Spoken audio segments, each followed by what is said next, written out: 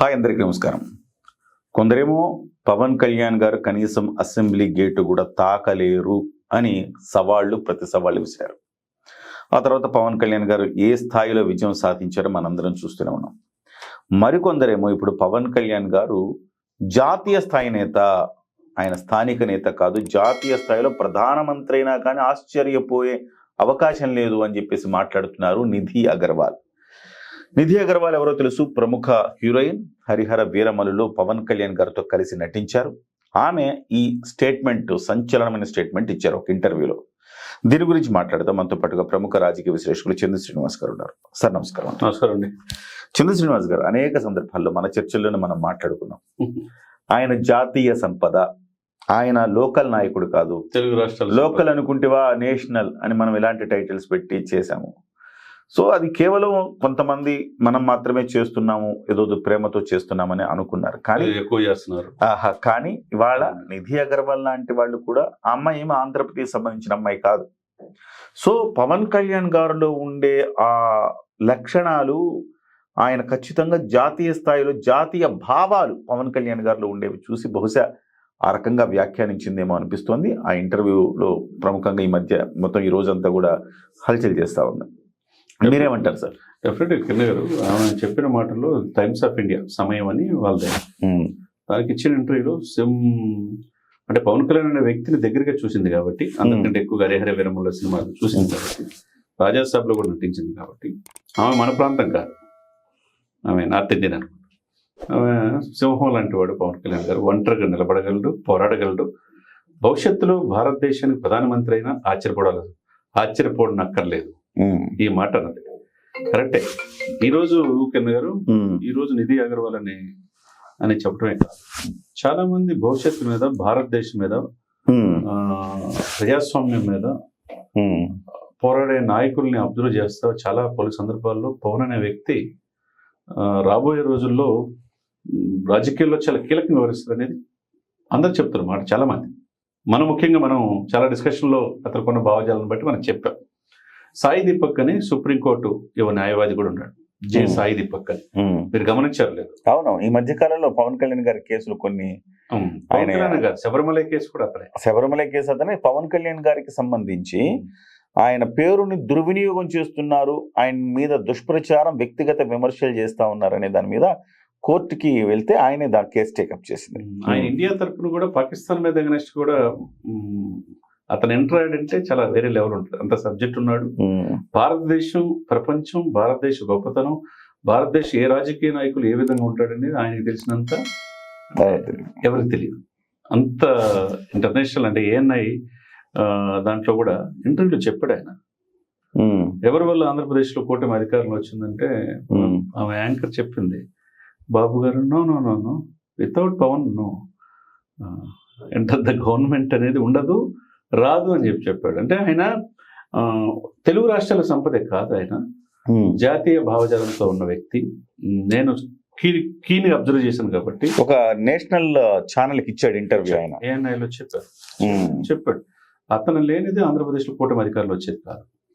ఆ ప్రభావం వల్ల సెంట్రల్లో కూడా 3వ ప్రధానమంత్రి అయ్యాడు. అంటే అతనుకున్న దురదృష్టి అర్థం చేసుకోవచ్చు. అతను ప్రాంతీయంగా ఒక రాష్ట్రానికి పరిమితం కాదు. మనం అనుకుంటాం కదా, ఈయన ఉభయ తెలుగు రాష్ట్రాల సంపద కాదు, జాతీయ సంపద అని మనం ఎప్పుడు చెప్తా ఉంటాం. అనేక సందర్భాలు గత 2.5 సంవత్సరాలు 3 సంవత్సరాలు చెప్తున్నాం. వీళ్ళు ఎక్కువ చెప్తున్నారు చాలా మంది. కొంతమంది అనుకునే వాళ్ళు, చాలా మనం చెప్పింది కరెక్ట్ అనుకునే వాళ్ళు ఎక్కువ మంది. ఇంకోటి కూడా చంద్రశ్రీనివాస్ గారు, పవన్ కళ్యాణ్ గారికి వ్యూహాలు, రాజకీయాలు తెలియవు అని చాలా మంది అన్నప్పుడు కూడా మనం స్టాండ్ బై దాని మీదే ఒకటే. మనము పవన్ కళ్యాణ్ గారి వ్యూహాలు చాలా ఈ ట్రెండింగ్ వ్యూహాలు, ఈ రోజున్న అంటే ఒక చాలా రోజుల నుంచి చూస్తున్న ట్రెడిషనల్ వ్యూహాలు కాదు ఆయనది. ఆయన ముందు చూపుతో వ్యూహాలు ఉంటాయి. ఎట్ ద సేమ్ టైం ఆయన సినిమాల్లో ఒక డైలాగ్ ఉంది, గబ్బర్ సింగ్లో అనుకుంటా, ట్రెండ్ ఫాలో అవ్వడు, ట్రెండ్ సెట్ చేస్తాడు అని చెప్పేసి. అంటే రాజకీయాల్లో కూడా ఆయన ట్రెడిషనల్ వ్యూహాలతోటి ట్రెండ్ ఫాలో అవ్వడు, ఆయన ట్రెండ్ సెట్ చేస్తాడు రాజకీయాల్లో. ఆ రకంగా ఏ రకంగా ట్రెండ్ సెట్ చేశాడనే అంశము మనము గత ఎన్నికల్లో మనం కళ్ళారా చూసాం. ఒక ఉత్తర ధ్రువం, దక్షిణ ధ్రువంగా ఉండే తెలుగుదేశం పార్టీ, బీజేపీ కలుస్తుందని ఎవరైనా అనుకున్నారు సార్? కలలో కూడా అనుకోవాలి. ఈవెన్ చంద్రబాబు నాయుడు గారు కూడా నమ్మకం లేదు. కానీ ఒక్క పవన్ కళ్యాణ్ మాత్రమే ఆ పని చేయగలిగాడు. ఉత్తర దక్షిణ ధృవాలుగా ఉండే ఇద్దరిని మిత్రుల్ని లాగా కలిపి వాళ్ళతో పాటు ఈయనుండి అవసరమైతే త్యాగం ఏం చేసి, సో ఒక లోక కళ్యాణం కోసం కళ్యాణ్ గారు ఆ రోజు చేసిన వ్యూహము దేశం దృష్టిని ఆకర్షించింది. At the same time sir, వ్యూహాలు అందరూ కూడా ఇవాళ రోజుల్లో ఏం చేస్తున్నారు సార్, ట్రెడిషనల్ మామూలుగా ఎప్పటి నుంచో వస్తున్న సాంప్రదాయక రాజకీయ వ్యూహాల్లో భాగంగా కులాలను వేరు చేసి విభజించు పాలించు, ఇది కదా సార్ వ్యూహం. ఆయన విభజించు కలిపే సిద్ధాంతం. సో గవరా ఓకే, కుమ్మరా, లేకపోతే ఇంకొకళ్ళ చాకల, ఇంకొకళ్ళ వాళ్ళకి ప్రత్యేకం కార్పొరేషన్లు పెట్టండి అంటే విడదీసి కార్పొరేషన్లు పెట్టి వాళ్ళకి ఏదో చేస్తున్నట్టుగా నటించి ఇలా చేస్తుండేవాళ్ళు. కానీ పవన్ కళ్యాణ్ ఫస్ట్ టైం రాజకీయాల్లో కులాలను కలిపే సిద్ధాంతం తీసుకురావాలని చెప్పారు. కులాలను కలిపే సిద్ధాంతంతో ఆయన అనేక కులాలను దగ్గర చేసుకున్నాడు సార్.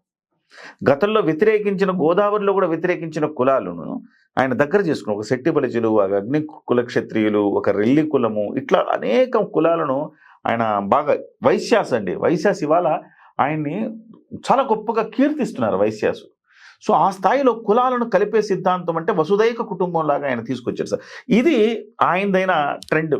డెఫినెట్గా అంటే వైడ్ కాన్సెప్ట్ ఉందండి అతనిలో. ఏంటంటే విశాల దృక్పథం అంటారు, అవును, దేశ సమగ్రత అంటారు, దేశ సుస్థిరత అంటారు, జాతీయ భావజాలం, ఇవన్నీ మెండు. ఆయన పుస్తకాలు చదివాడు, సమాజాన్ని ఆకలింపు చేసుకున్నాడు.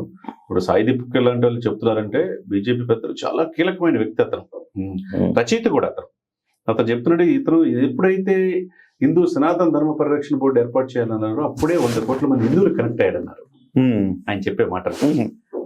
కాబట్టి ప్రజల్లో, లేకపోతే తమిళనాడులో ఎందుకు మురుగన్ సమావేశానికి చీఫ్ గెస్ట్ గా పిలుస్తారు అంతే, మరి ఉడిపిలో ఎందుకు పిలిచారు, కేరళలో ఎందుకు వెళ్తున్నాడు, మహారాష్ట్ర ఎలక్షన్ ఎందుకు వెళ్తున్నాడు, ఢిల్లీ ఎందుకు వెళ్తున్నాడు, కర్ణాటక ఎందుకు వెళ్తున్నాడు, ఇంత వైడ్ జాతీయ సంపదగా ఆవిర్భవించాడు. ఇదొకటైతే కిరణ్ గారు, ఎన్నిటికంటే ముందు 2014 చూసుకుంటే, అంటే ఎన్ని సంవత్సరాల క్రితం, 10 ఏళ్ళు దాటింది.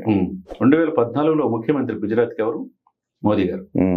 అప్పుడే మోదీ గారిని కలిశాడు పవన్ కళ్యాణ్ గారు.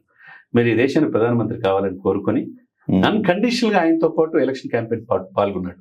మీరు గమనించారా? ఎగ్జాక్ట్లీ. ఆయన కళ్ళల్లో చూశాడు, కళ్ళమట ఈయన పవన్ గారి తుఫాన్ ఎందుకన్నాడు, రిజల్ట్ ముందే అన్నాడు. రిజల్ట్ తర్వాత, రిజల్ట్ ముందు చాలా సందర్భాల్లో ఇతను చాలా ఈ దేశానికి కావాల్సిన సంపద అని చెప్పి అన్నాడు. పలు సందర్భాల్లో ఆయన అన్నాడంటే, కాబట్టి ఆయన బట్టి ఎంత దూరదృష్టి ఉందని అర్థం చేసుకోవచ్చు.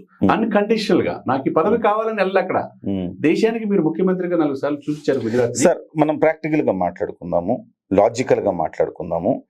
సో పవన్ కళ్యాణ్ గారు కేవలం 21 స్థానాల్లో ఆయన ఎమ్మెల్యేగా పోటీ చేసి గెలిచారు, 2 ఎంపీ స్థానాల్లో గెలిచారు.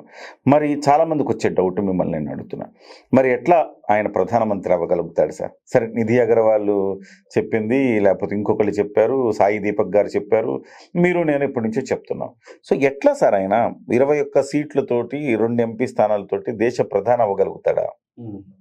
ఇప్పుడు సరే మూలాల్లోకి వెళ్తే కనుక దేవగౌడ ఎలా అయ్యాడు, ఐకే గుజరాల్ ఎలా అయ్యాడు, తర్వాత పివి నరసింహారావు ఎలా అయ్యాడు, ఎలా ఆదర్శవంతమైన ఆర్థిక సంఘటిత పరిస్థితుల నుంచి భారతదేశాన్ని గట్టెక్కించారు. కాలం కలిసి రావాలా, ఎక్కడున్నా అది వరించే టైంలో ఉంటే వరిస్తుంది. క్యాపబుల్ పర్సన్ ఇతను అన్నప్పుడు అన్ని వేళ్ళు అన్ని వైపుల నుంచి ప్రకృతి పరవశించి ఆయన వైపు చూస్తుంది. ఎందుకు చెప్తున్నానంటే, బీహార్లో నితీష్ కుమార్ 10వసారి ముఖ్యమంత్రి. బీహార్ కుమార్ ఆ సీటు నుంచి చుట్టూ తిరుగుతుంటాడు ఆయన. మీరు గమనించండి, ఏ పార్టీ వచ్చినా సెంటర్ లో వచ్చినా ఆయన ముఖ్యమంత్రి. ఆయన సీట్లు తక్కువ వచ్చినా ఆయనే ముఖ్యమంత్రి. ఇప్పుడు మొన్న గనక కాంగ్రెస్ ట్రిక్ చేసి పవన్ గనక దూరంగా ఉంటే నితీష్ కుమార్ ని ప్రధానమంత్రి చేస్తానంటే అప్పుడు పరిస్థితి ఏమయ్యేది, తేడా పడేది. కానీ ఇతను ఏంటంటే దేశాన్ని ప్రధానమంత్రి కావాలని ఇటు పవన్ కోరాడు, ఇటు నితీష్ కోరాడు. వీళ్ళిద్దరు కోరుకోబట్టి ఎంపీ సీట్లే అక్కడ కీలకమైనవి. కాబట్టి జాతీయ భావజాలం, జాతీయ దృక్పథం ఉండాలి సార్. ఈ దేశంలో సుస్థిరమైన ఇదిలో చేతిలో ఉంటే మనం హ్యాపీగా ఉంటామనే భావం ఉండాలి. ఆ భావజాలం ఉన్న వాళ్ళు ఎవరు కనపడుతున్నారు? ఒక యోగి కనపడుతున్నాడు. ఈ దేశానికి సంపద మోదీ తర్వాత అంటే ఎవరంటే యోగి. తర్వాత వ్యూహకర్త అమిత్ షా కనపడతారు, నితిన్ గడ్కరీ కనపడతాడు, లేదా రాజ్నాథ్ సింగ్ కనపడతారు, హిమంత బిశ్వ శర్మ కనపడుతున్నాడు. ఇక్కడ దక్షిణ భారతదేశం నుంచి ఎవరు కనపడుతున్నాడు? పవన్ ఒక్కడే కనపడుతున్నాడు. కోట దక్షిణ భారత చాలా రోజుల నుంచి దక్షిణ భారతదేశంలో అనేది ఉంది.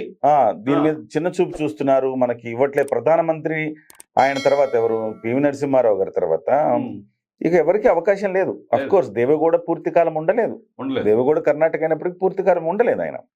సో నరేంద్ర, మన పివి నరసింహారావు గారు ఒక తెలుగువాడైన వ్యక్తి. పివి నరసింహారావు గారు అంటే పూర్తి స్థాయి మెజారిటీ లేని గవర్నమెంట్ ను కూడా ఆయన చాకచక్యంతో నడపగలిగాడు. తెలుగు వాళ్ళు నడపగలిగాడు. ఆయన 13 భాషలు తెలుసు, ఈయనకి దాదాపు 6 భాషలు తెలుసు. 6 భాషలు ఈయనకు తెలుసు. అదే విధంగా నితీష్ కుమార్ లాంటి బీహార్ లో ఇప్పుడు నితిన్ అని ఒక ఆయన బీజేపీ అధ్యక్షుడు 45 years కి ఆల్రెడీ అక్కడి నుంచి బీజేపీ అధ్యక్షుడు చేశారు. ఇక దక్షిణ భారతదేశం మీద దృష్టి పెట్టారు. సో దక్షిణ భారతదేశంలో మీరు కర్ణాటక తీసుకున్నా పవన్ కళ్యాణ్ అంత చరిత్ర లీడర్ లేరు, తమిళనాడు కేరళ అసలు లేరు. సో కాబట్టి ఉన్న ఒకే ఒక ఆప్షను పవన్ కళ్యాణ్ గారు. పైగా ఈసారి వచ్చే ఎన్నికల్లో చాలా మందికి మనం ఈ లాజికల్ పాయింట్ అందించాలి సార్. రాబోయే ఎన్నికల్లో బీజేపీ ఇప్పుడున్నంత బంపర్ మెజారిటీతో రాదు. విశ్లేషకులందరూ చెప్తున్నమాట. ఖచ్చితంగా ఎన్డీఏ పక్షాల మీద ఆధారపడి మాత్రమే ఈసారి వస్తే ఎన్డీఏ ప్రభుత్వం వస్తుంది. అప్పుడు ప్రతిసారి ఎన్డీఏ ప్రభుత్వంలో బీజేపీ వాళ్ళే ప్రధానమంత్రిగా ఉన్నారు, అటు సైడ్ నార్త్ నుంచి ఉంటున్నారు. కానీ ఈసారి ఎన్డీఏ ప్రభుత్వం నుంచి అంటే ఇతర పక్షాల నుంచి ఒక వ్యక్తిని ఎన్నుకొని, దట్టు సౌత్ నుంచి ఎన్నుకొని ఆయన ప్రధానమంత్రి చేసే అవకాశం ఉందనేది కొన్ని విశ్లేషణలు వినపడతా ఉన్నాయి. ఆ కోణంలో చూస్తే పవన్ కళ్యాణ్ గారికి చాలా పెద్ద ఎత్తున అవకాశాలు, ఆయనకున్న అర్హత ఇంకెవరికి ఉండదు. ఎందుకంటే ఆయనకి పదవికాంక్ష లేదు, డబ్బు సంపాదించాలి అవ్వలేదు, దేశ ప్రజల సౌభాగ్యం. మరి సార్ ఎటువంటి ముఖ్యమంత్రిగా కూడా కాకముందే ప్రధానమంత్రి పదవి చేపడితే చేయగలడా? అనుభవం లేదుగా. ఈ ప్రశ్న వస్తుంది ప్రజల్లో ఉన్నది, మీరే చెప్తున్నారు. అది కూడా తప్పకుండా చెప్పాల్సిన అవసరం ఉంది. ఏ అనుభవం ఉందని 2 years లో పంచాయతీరాజ్ గ్రామీణాభివృద్ధి 23వ place లో ఉన్నదని ఫస్ట్ place లో తీసుకొచ్చారు సార్. చెప్పండి, ఏ అనుభవం ఉందని చెప్పేసి గ్రామాలు 446 పంచాయతీలకు అందరికి కూడా నిధులు ఇచ్చేసేసి 12,336 గ్రామ సభలు పెట్టి ఓటర్ కార్డు సాధించాడు. ఏ అనుభవం ఉంది? రెడ్ శాండిల్ ని 10,000 కోట్ల సంపదని కాపాడాడు. ఏ అనుభవం ఉందని చెప్పేసి ఎక్కడ సమస్య ఉంటే నేనున్నానని చెప్పేసి 2 సంవత్సరాల్లో విత్ ఇన్ 2 years లో ఒక గొప్ప డిప్యూటీ సీఎంగా ఈరోజు ఆంధ్రప్రదేశ్ని పరిపాలిస్తున్నాడు. అటువంటి ఆంధ్రప్రదేశ్ను పరిపాలించిన వ్యక్తి రేపు దేశం పరిపాలించాడు అనడానికి ఏ కారణం ఏమి లేదు ఆయనలో. ఆయన స్వార్థం అనేది లేదు సార్. నాయకుడికి ఎలా ఉండాలంటే నిస్వార్థమైన సంకల్పం ఉంది ఆయనకి. అంతే, నిస్వార్థ సంకల్పం ఉంది. దేశం కూడా ఎన్డీఏ కూడా చూసేది ఏంటంటే, బీజేపీ మిత్రపక్షాలు కూడా చూసేది అంటే సమర్థవంతమైన వ్యక్తి, నడిపించగల సామర్థ్యం ఉన్న వ్యక్తినే చూస్తారు. Thank you sir, thank you very much sir. మొత్తం మీద అయితే లాజికల్ గా చూసినా లేకపోతే టెక్నికల్గా చూసినా ఎలా చూసినా రాబోయే రోజుల్లో అవకాశాలు అయితే మెండుగా ఉన్నాయి. సో నిధి అగర్వాల్ మాట్లాడినా, సాయి దీపక్ మాట్లాడినా, కిరణ్ మాట్లాడినా, చందు మాట్లాడినా, ఎవరు మాట్లాడినా there is a hope, there is a scope. కాబట్టి ఖచ్చితంగా పవన్ కళ్యాణ్ గారికి ఆ స్థాయి ఉన్నది, ఆ సామర్థ్యం ఉన్నది. అది ఆల్రెడీ రాష్ట్రంలో డిప్యూటీ చీఫ్ మినిస్టర్గా ప్రజల మన్ననలు చూరగొన్నాడు. స్వతంత్రం వచ్చినప్పటి నుంచి ఇప్పటి వరకు చేయలేని పనులను పవన్ కళ్యాణ్ గారు తన ప్రేమతో, తనకు హార్ట్ టచింగ్గా స్పందించే హృదయంతో అనేక కార్యక్రమాలు చేసుకుంటూ ముందుకెళ్తున్నాడు. సో అలాంటిది ఇవాళ మ్యాజిక్ డ్రైన్స్ వేసి మ్యాజిక్ చూపించాడు. కాబట్టి ప్రధానమంత్రిగా ఉంటే మరెన్నో గొప్ప పనులు చేయగలిగిన శక్తి, ఆ నేర్పరితనం ఆయనకున్నది. సో అవకాశాలు అన్నీ కలిసి వస్తే ఖచ్చితంగా మనం అనుకున్నది, మనం ఊహించింది జరిగే తీరుతుంది.